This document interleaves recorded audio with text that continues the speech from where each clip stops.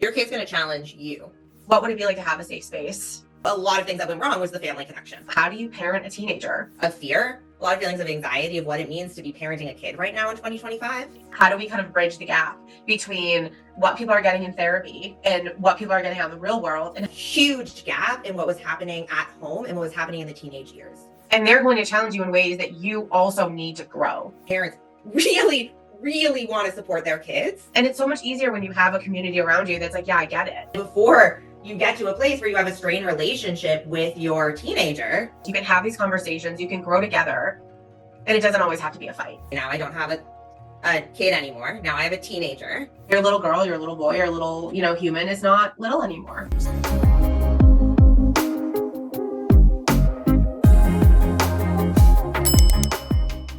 Marissa and I have we go way back, which is honestly just like lovely to me.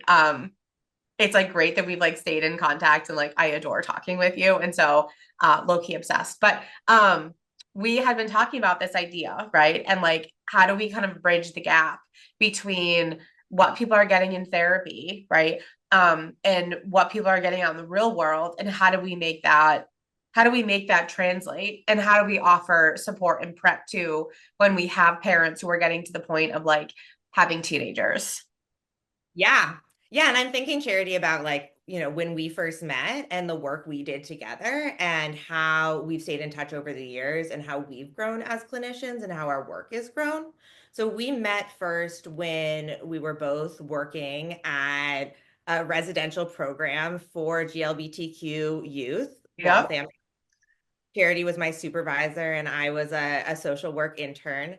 And I think one of the things that we had so many conversations during that year that I think were just so igniting. Like, we just had so many great conversations as, colleagues together, supervisor, supervisee.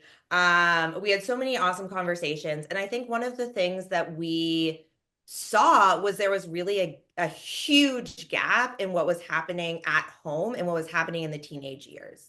Yes. Like, we were working with kids, we were working with teenagers who could no longer live at their home. Like, holy moly, right? Yeah. We were working with teenagers where everything has gone wrong for this teenager. Everything has gone wrong. And oftentimes that's, a lot of things that went wrong was the family connection. Right. And the communication and their ability to kind of like see each other. And at the same time, we were doing a lot of parent training, right? I'm like, how do you do conflict resolution with your kid? How do you understand their development? How do you understand like task development versus like the social pieces and other needs that they're really prioritizing? Well, and I think that something that was really cool about the work we were doing at Waltham House, as you were saying, is we weren't I think that I had an idea that the most of the youth in residential programs wouldn't have connections to their parents. And I learned that was absolutely not the case at all. Most of the parents, not all, but most of the parents were really actively engaged in their youth life, or wanted to be, or wanted to have a better relationship with them, but they didn't know how. Right. And that's something that I've learned doing youth work and family work now for like 8+ years, is that often parents really want to support their kids. Yeah. Like, really want to know what's going on at this point in time. And there's like a gap. There's a huge gap in terms of understanding the parents and understanding the kids and how to, create agreements about living together. And I think one of the really amazing things that I learned at my time at Waltham House was starting to do some of that transition homework. Transition. The work that, okay, so let me say that again. I think that it was really cool at Waltham House how, like, we did, one of the reasons we had so many great conversations is because we tried to transition youth home. And I think that that was one of the first times maybe that had happened. I'm not sure, where there hadn't really been a precedent, it seemed like, at Waltham House anyway, where there had been a clinician that was really supporting a youth in the transition back into the family system. Yes. And then after that, I learned that there was a position to be an intensive care coordinator through Mass Health or through Massachusetts, the CBHI program, of trying to keep kids in their communities before they go to residential. So for me, I feel like there was a really natural segue from my work at Waltham House to my work in the community, because at Waltham House, we were working with kids who couldn't live at home anymore for so many reasons, a lot of them Yes. family, to then trying to do a little bit of that preventative work of, okay, maybe you've been in a residential, but you're coming back home. Or how are we going to make it so that you're, not in that program before you get to the place where you're removed for the community? Because that was really the point of the CBHI services of Massachusetts, is how do we get there before?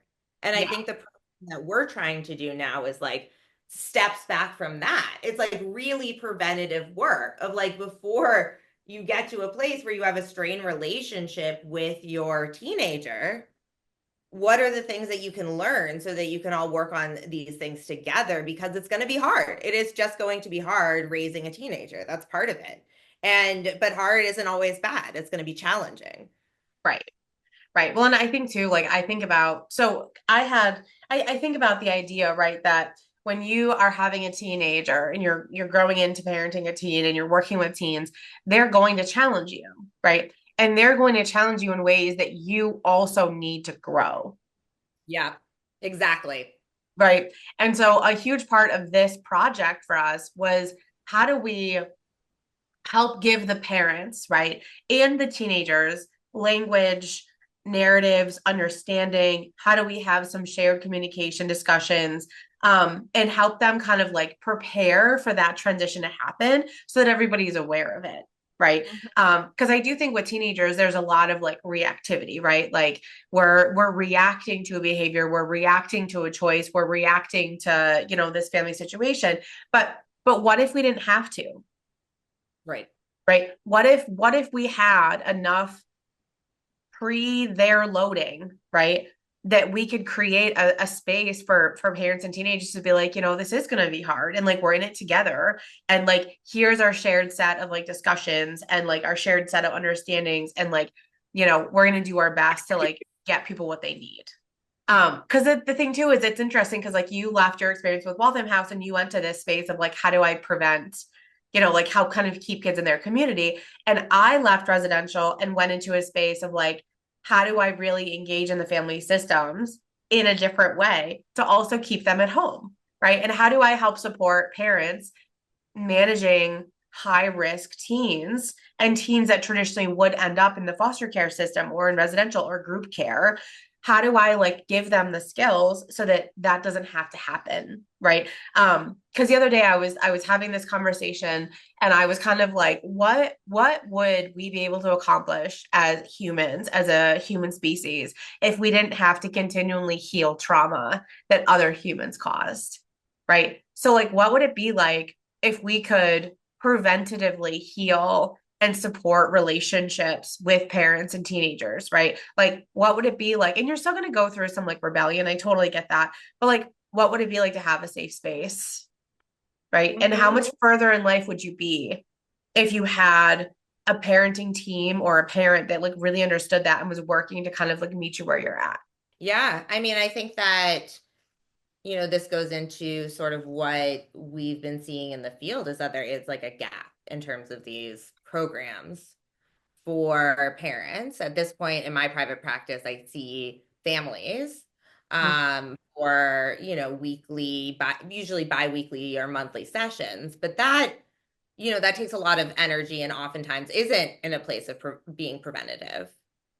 So thinking about what things that we can do as clinicians to offer this psychoeducation and also sort of a workshop style where, because every family is going to be different, right? I think that's the thing that you're talking about, is like your kid's going to challenge you, right? And it's things that you need to work on. So even if you're reading a book, it's not about your kid. And I think that's the tricky thing about when we're talking about teenage development and teenage parenting is oftentimes if I get a couple that I'm working with and they're talking a lot about their teenager, and I'm like, all right, I got to meet the teenager. Or, you know, what is what do they say about that? You know, because I don't know that person. They're a full human being. And so I think it's really, you can't, I feel like at this point of teenage development, like going through a workshop like this, or doing some sort of conversations with your youth about their transition to adulthood. I think that's something I was thinking about is that oftentimes I also see that families have the same goals when they're moving into, okay, now I don't have a kid anymore. Now I have a teenager. This changes things, right? But oftentimes, parents and kids have the same goals. They want to become independent adults and learn how to do that in a way that is safe for them because it's really scary to become an adult. I think we can all relate if we've been teenagers or if we have teenagers. Right. We Right. are a teenager, that being a teenager is hard, right? And figuring out, and it's not just how to support a teenager, but it's how to support your teenager. Right. And every kid's going to be different. And so I think going through some sort of series of conversations with them about what the transition to adulthood looks like is really important for every family. And what we're offering is a model and a workshop of how to do that. And the structure to do that with the community of other families who are also doing it because it can be really vulnerable. Yes. Well, and I think that's a thing that I really love and I'm excited about for this like workshop is that it's not just you and a therapist, right? It's you and a collection of other people who are experiencing and prepping for like similar things and people that are trying to also like navigate their own kid, right? And it's so much easier when you have a community around you that's like, yeah, I get it, right? Um, and we're hoping to offer really like transformative conversation around like how do you parent a teenager, right? Like how do you support them in conflict resolution and how do you set healthy boundaries and expectations with someone who's like an adult, right? Like they can think for themselves, they have autonomy, they're very independent, they like want their own thing, they have their own idea about life, right? How do you continue to support that when there's no longer this like huge dynamic where it's like a 5-year-old because your Yeah, teenager isn't 5 anymore, right? Your teenager is 13, 14, 16, 18, whatever. And they're fighting you for autonomy, right? And it doesn't have to be a fight. And I think that's the big piece for me is that like you can have these conversations, you can grow together, and it doesn't always have to be a fight. yeah, yeah. Yeah, and I'm just thinking about the different work that we do, and thinking about the structure of the workshop a little bit and the Yeah. way that we set it up. And so the way that we've set it up is that it's going to be an 8-week course or an 8-week workshop. So it's Mm-hmm. going to be an 8-week workshop where families come and we're going to spend the first hour together. As an We'll spend entire group. Yeah, as an entire group. So the course is structured. So we'll take you through the 8 weeks, and the first hour will be together. And then my background, I've been doing couples work and family work for many years now. And so I do a lot of also parent coaching and consults. So my work is really focused around supporting parents through this movement and what comes up for the parents as they navigate this as a couple. Not everyone needs to be in a couple to be part of this workshop. We really, really welcome alternative styles of families. We know that people are raising kids not in couple format, right? But we also know that a lot of people who are raising kids are doing it in couples. And so from my work, there is a lot that comes up around what it looks like to parent as a couple and also what it looks like to parent just relationally, to be co-parents together. So I Yes. think really focusing on what it means to be co-parenting with whoever you're co-parenting with or parenting yourself. What comes up for you as a parent? What comes up for you in terms of your relationship with the other people in your child's life? Yes. which is oftentimes a lot of things. And what comes up for you at this point of your own development, as someone who's probably at some point of middle age, Mhm. raising teenagers and seeing them go through a completely different world than any of us grew up in. And there's a lot of feelings that come up around that. A lot of feelings around, I mean, there's a lot of feelings that come up for parents as there be a lot of feelings of fear, a lot of feelings of anxiety of what it means to be parenting a kid right now in 2025. Yeah. And I think there's some conversations that it's like it can be important to have with other people who are going through the same thing. Hmm. They're hard conversations. And so my work is really spent around holding space for the parenting journey and what Yeah. that looks like, feels like for folks and some of the societal constraints that are on parents and talking about those. My practice is really based in strengths based that I feel like every parent is an expert in their own child's lives, and every parent is an expert in their own lives. And so, really, my goal in holding space for parents is really just kind of exploring some of the feelings that are coming up, some of the hard issues around raising kids right now that everyone is experiencing and normalizing the challenges that come from raising a teenager. Exactly. Exactly. And to pair with that conversation, I'm giving and working through a very similar narrative with like the teenagers, right? And I think that is like the really cool part about this workshop is not that you're sitting with your family unit the entire time, but that we're purposefully putting you in scenarios where we're talking about something together, we're developing a shared vocabulary, shared knowledge, shared narrative, and then we're separating this out, right? And we're giving parents an opportunity to talk through this with other parents and other community members that are like, in a similar vein. And then we're giving the teens an opportunity to also like talk about that and figure out like what is their frustration with this and how do we like work with our parenting system, right? To really like better their life and to make it, like just a better situation overall. Like who wants to fight every day, right? That's like never fun. So the really cool part about this workshop is not that we're just being like, hey, we're going to do this for 8 weeks, but it's very carefully constructed to make sure that all of the things that we're talking about, the lessons that we are like portraying, are things that we can chew together, we can chew separately with teens and parents, and then we're going to come back together too, and we're going to kind of reconceptualize and talk about like what we feel like we learned. And again, it's an 8 week series, right? So it's meant to give you lots of good information, but if it goes well and people are really excited about it, we are ready to offer a phase two, which really going to build off of everything that we learned in the first one. And that one, we're going to talk about relationships. We're going to talk about more conflict, like navigation. We're going to talk about, the long-term future, like with your kid, because your kid's not always going to be a kid, right? At some point, they're going to have their own family. They're going to have their own things. And how do we start to prep for some of that and build on the knowledge that we're working on right now? Mhm. Yeah, thinking about the relationships that you want to be building with your child, over, what you want the next phase of life to look like for both of you. So this workshop's really for everyone, like really anyone who has a teenager who's raising a teenager. Yes. Uh, and because it's a workshop, it can be throughout the country. It's going to be virtual, so you can really log in from anywhere. We are in Massachusetts, so it will be in Eastern Standard Time. So we're going to be offering Eastern Standard Time.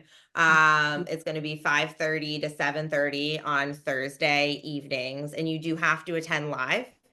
That is part of the group. So you do Yeah. have to attend live, but you can really attend from anywhere because this is a workshop and not therapy. Correct. Correct. And I think that that's an important distinction too, is that this is not an 8 week therapy group, right? This is an 8 week workshop, family workshop for people to like learn some psych ed, learn how to navigate, practice some of those skills, and then to go back into life and utilize those. Yeah, another thing that I wanted to share too, which I feel really excited about, is not just that we're offering this, you were talking about Charity, that this workshop's really carefully constructed in that you have these awesome resources that you've made and created. I think they're really going to be helpful, and because oftentimes we don't know what questions to ask, right? Yeah. Parents, there isn't not knowing what questions to ask in terms of what does it look like to help my youth, my teen, develop into adulthood? What does it look like to be ready to make those next transitions? What does helping my kid gain independence really look like at this stage?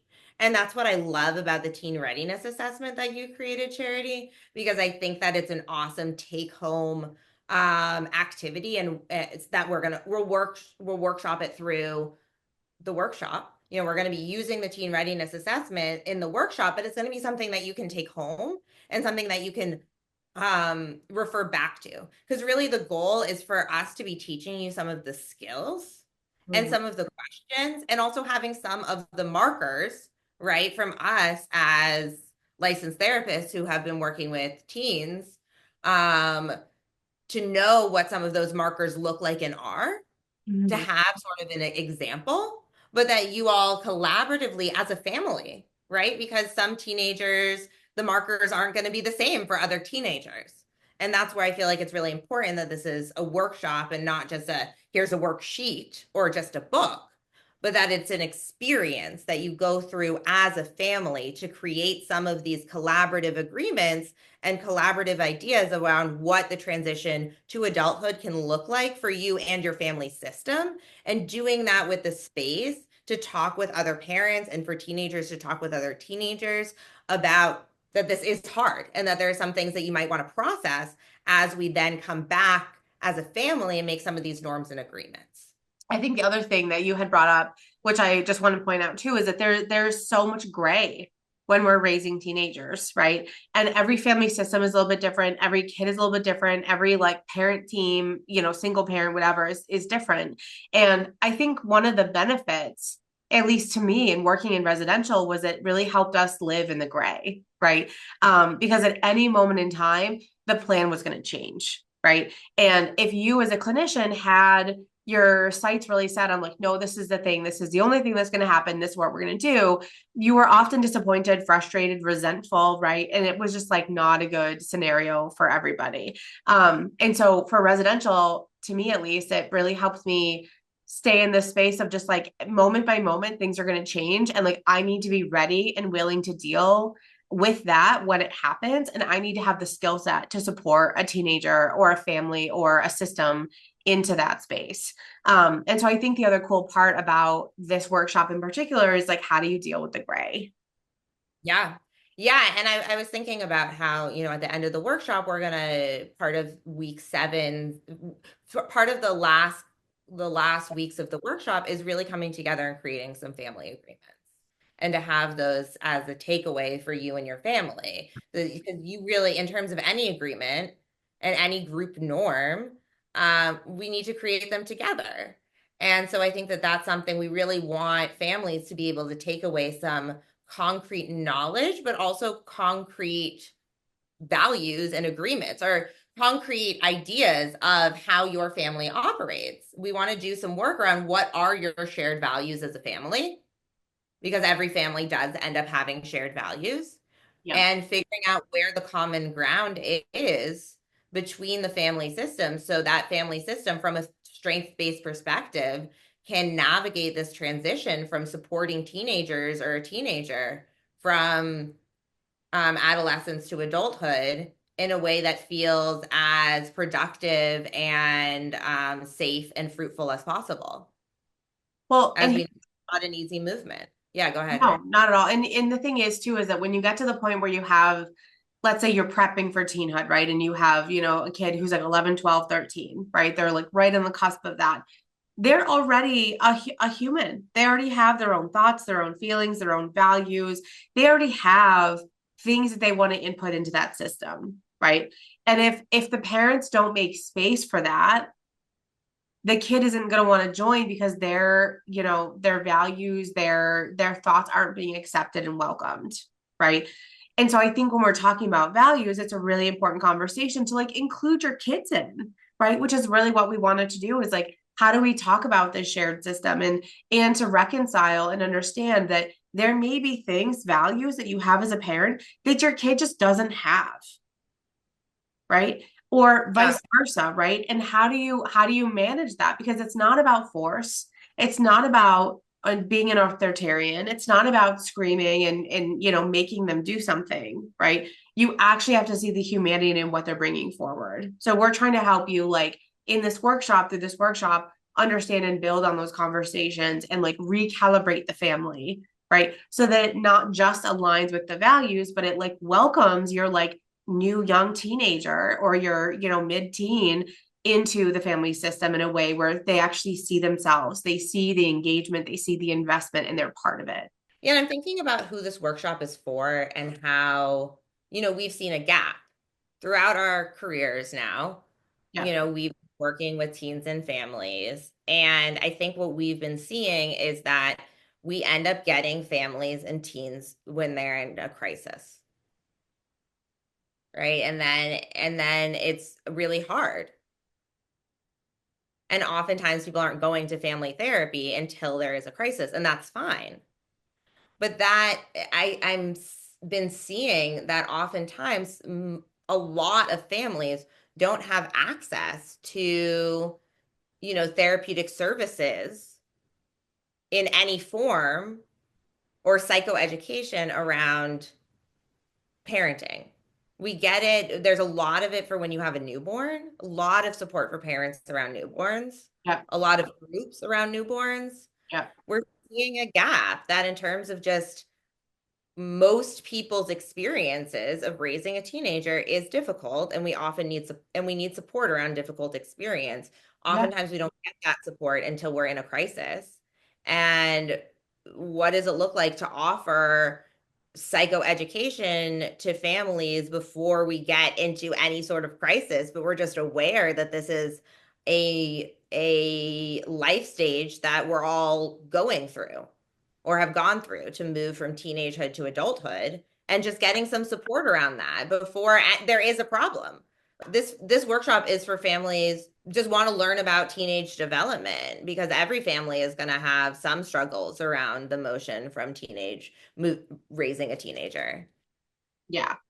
Yeah. And I do think that, even like you had said before, I think this workshop is for everybody. But I do think that if you're a family that's kind of in active crisis, it's going to give you a lot of good information on adolescent development, and help you understand like the values and like do some of that work. But it's not going to solve a crisis, right? Um, and so that's the thing that I think that Marissa is really pointing out, is that like we want people to be part of this. We want to share this information. I mean, and collectively, girl, we have what, like 25 years in the field collectively at this point? I've been in the field now about 10 years. You've been in the field about 15 years. Mm-hmm. We've seen a lot of different families, and we've worked in a lot of different environments. I've worked in the school systems. I've worked, in the community. I've worked in residential. You've worked in outpatient settings. Um, IHT did all the levels of like group care, residential, res ed, did all the yeah, different management techniques. we've both led support groups for teenagers at various points in time. Mm-hmm. And I think a big thing is just a lot of my work at this point, like all of my work boils down to creating relational agreements within systems. Well, and that's like such a key when you're working with teens, right? Is because you are like the developmental difference between someone who's 10 and someone who's 13 is massive, right? A 10-year-old is likely going to be able to follow your directives and maybe they'll ask questions, but at the end of the day, they're going to be like, okay, fine, I'll do this thing you want me to do. I don't get it, but whatever, right? Your 13-year-old is going to tell you all the reasons why that's not okay, and all the tone differences, and all the language that you should have used, but you didn't, and how to interact with them and why. Or they're just going to scream and tell you to shut the F up, right? Because they have other things going on in their head. So when we're talking about relational agreements, we're talking about how to like live with our teens and support our teens, right? We also have to think about the fact that like there are some teens that want to be parented in certain ways, and other teens that need to like certain help in other ways, but like they want to like make mistakes. They want to step out on their own. They want to like, do all of those things. So how can we put that on the table, acknowledge it, use words to acknowledge it, and have a clear understanding going forward. And join us. I mean, join us. It's going to be a fairly exclusive group. It's going to be very small. We're maxing it to 8 families. So you are going to be in a group that gets specific attention from Marissa. The teens will get specific attention from me, and we are going to like really do a lot of awesome work and collaborating. And I mean, Marissa and I have a really great relationship, and we tend to just like thrive off of the connection and like chaos that comes from that. And we're like, we've been talking about this workshop for like 6 months now, and we are so thrilled to be able to finally offer it in a way that makes sense and to put our brains together and to collaborate and to be progressive, which really, I think at the end of the day is one of the things that we both find really endearing about like our work in the field is that like, we continue to push the threshold with like what is out there and what else we can offer. Right, right, because we're really not seeing that there is something like this out there, which is why we wanted to offer it.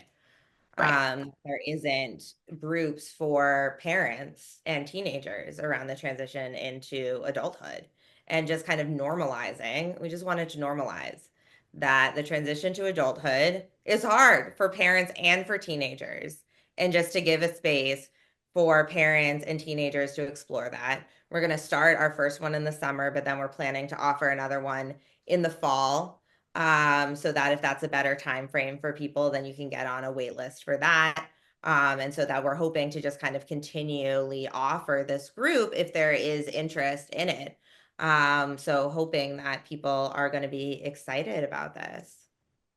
Yeah. I know we're very excited. So We're excited. And I think the lot, the thing you're saying too around how we really thrive off of the relationship is that's a huge thing for me. And that's why I don't think we won't be recording the groups and sharing them out. That's why if you attend live, you attend live. If you don't, then you don't, because we're hoping that people do, this isn't a therapy group, but we're hoping that people will share. We're hoping that people will be vulnerable. And so it's not something that we're just going to share out to people who don't make the recording. We're going to really, this is going to be a container that we're creating so that people can share about the hard process of what it is to parent a teenager, and teens can share the process of what it is to be a young person in a family system and the frustrations around that without it being shared out. So, it is going to be completely confidential. The group will be confidential. Recordings won't be shared. So you have to attend live, but you can't attend from anywhere. but I think that would be the thing though, because it is an 8 week group and there, if there's a commitment there, like I would be open to that. But I don't know. I don't, yeah, I guess the timing would be a drawback for some people. I mean, I think the other thing, and I'll put this out there, I think that anyone who is struggling with their teenager or anyone who's like on the cusp of like having a teen, right, can benefit from this because you're starting to have some of the conversations are going to carry you into like adulthood with your teenager and into like beyond that, right? And I really want people to think about like this as groundwork for the future relationship and connection you're going to have with your adult child. And so it may not even mean that like, there's an active struggle. It could be that things are going really well, but this is a really nice check-in and a really nice opportunity to spend 8 weeks like talking about your family and talking about what's going well and talking about, all the things that we're going to discuss in this 8 weeks, which is packed. Like it's packed full of information. Like when we were initially thinking about this, we were trying to figure out how we could put everything we needed into a sustainable period of time. But we could probably do like a 52-week situation around this, right? Maybe that's a future thing. But anyway, so it's packed full of really good insight and information and collaboration. And I think that like I really would want to press upon people that this could be a great opening space for developing groundwork for future relationships with your like teen and adult teen and young adult. Yeah, I think I want to stress again that we're both strengths-based clinicians. And so what that means is we're not going to tell you at all how to raise your kids. That's not our job or goal. And we don't know. We don't know the answer because that's a collaborative discussion between you all and your teenager. But we're really going to be looking for every family's and every person's strengths and the family system strengths around what's going well And I think that if you show up to the workshop, there's something going well that you're willing to engage in conversations around how to support your teenager and how to support yourselves transitioning, going through this transition in raising an adolescent. Yeah. Well, and it's also like acknowledging that like your little girl, your little boy, your little, human is not little anymore, right? And like there is a grief component, there's a loss component moving through like those different stages. Um, and we're really here to acknowledge all of it because it's not an easy thing, as Marissa has said. Yeah, and so I think this group is really, it's for families who just want to learn. If things are going well, that's awesome. If things are starting to come up around, I think for everyone, there's some feelings that come up around this stage. So, it's for families who just are ready to take some time to think about this next phase of their lives as a family system and what changes are going to need to be made and just have some thoughtful reflection time. Really, that's what we're offering is just being able to have a reflection time around thinking through in a structured way with therapists who've been doing this a while, and have some ideas around what questions and conversations have worked when we're having these conversations around how do we move from childhood into teenage years into adult years. Exactly. Yeah. Exactly. I feel like that's, yeah, what we're excited to offer.